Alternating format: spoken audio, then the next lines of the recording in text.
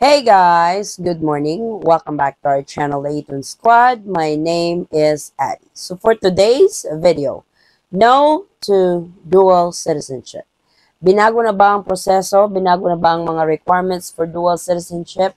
Bakit may mga kababayan tayong hindi pwedeng magpa-dual citizen? Alamin natin sa video ito. Details coming right.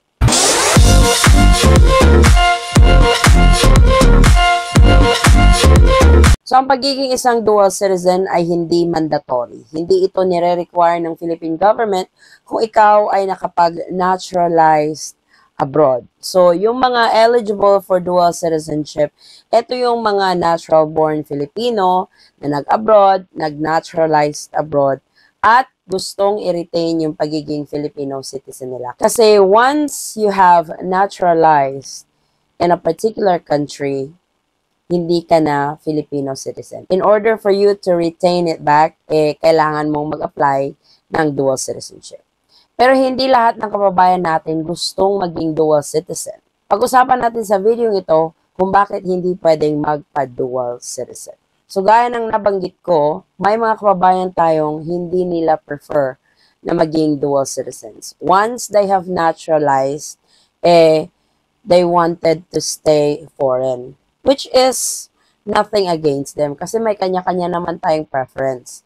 So, kung ayaw niya talaga magpa-dual citizen, that's really up to them. For sure, they have certain reasons kung bakit ayaw nila magpa-dual citizen. May mga ibang kababayan naman tayo na gustong-gustong magpa-dual citizen pero hindi allowed ng foreign country kung saan siya nag-naturalized. For example, sa Japan, hindi allowed ang dual citizenship sa Japan.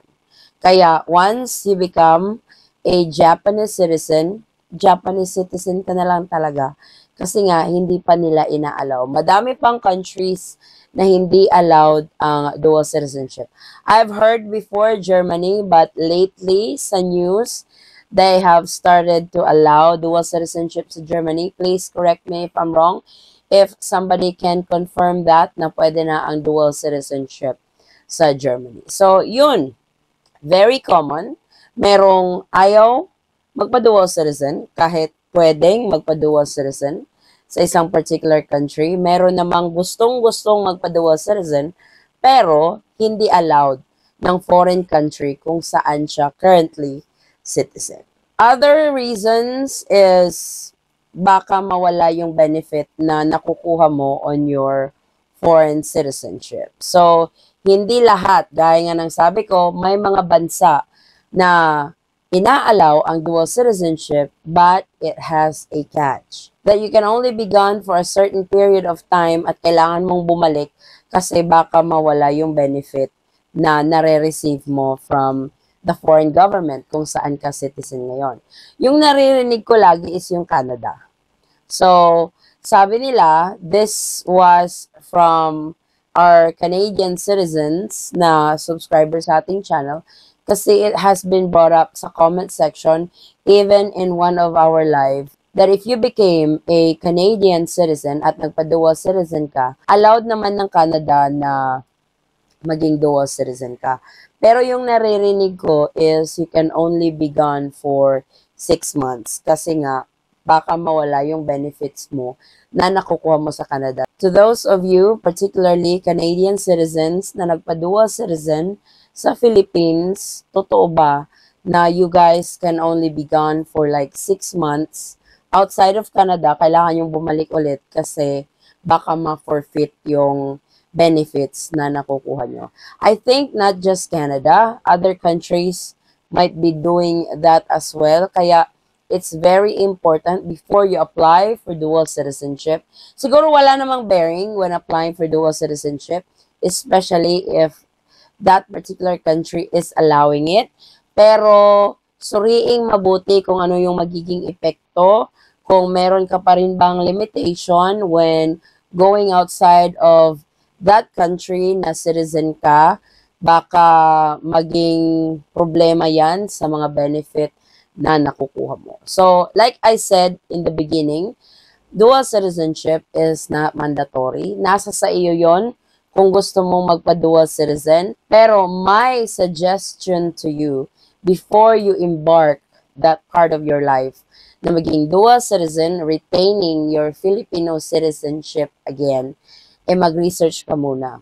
Timbangin mo, kabayan, kung alin ba yung mas may advantage ka to be a dual citizen, or mas may advantage ka to remain as naturalized citizen of a particular country. Para hindi masayang yung panahon mo, lalong-lalo na yung pera sa pag-apply mo ng dual citizenship. It is not recommended to everybody kasi hindi naman lahat eligible to be dual citizens. If you guys need more information to become dual citizens, may mga Philippine consulate naman tayo abroad. So, before going through the process, pwede naman kayong magtanong doon sa ating mga embahada sa abroad on what's the pros and cons. If you guys are interested, nakapag-upload na din tayo ng pros and cons of dual citizenship. Kung interesado ka lang talaga. May mga cons talaga yan. Pero, mas madami din ang pros. But, ikaw at ikaw lang ang makakapag-decide, kabayan, kung gusto mo talagang magpa-dual citizen. So, those are just the common reasons that usually we receive in the channel kung bakit ayaw magpa-dual citizen, kung bakit hindi pwedeng magpa-dual citizen. Pero hindi naman binago ang batas na yan. It's still applicable to those eligible to be dual citizens. And unfortunately to those na hindi pwedeng magpa-dual citizen. Hopefully, your foreign country na citizen ka will eventually allow dual citizenship. Ikaw ba, kabayan, may mga rason ka ba kung bakit ka nagpa-dual citizen?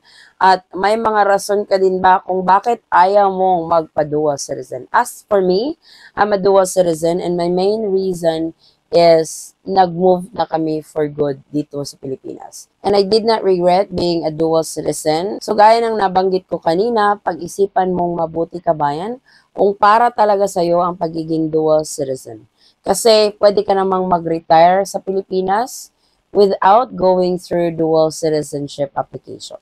May mga ibang visa naman if you want to stay as foreign national, yung naturalized citizen ka, hindi naman kailangan na magpa-dual citizen talaga para makapag-retire sa Pilipinas. No, it's not that.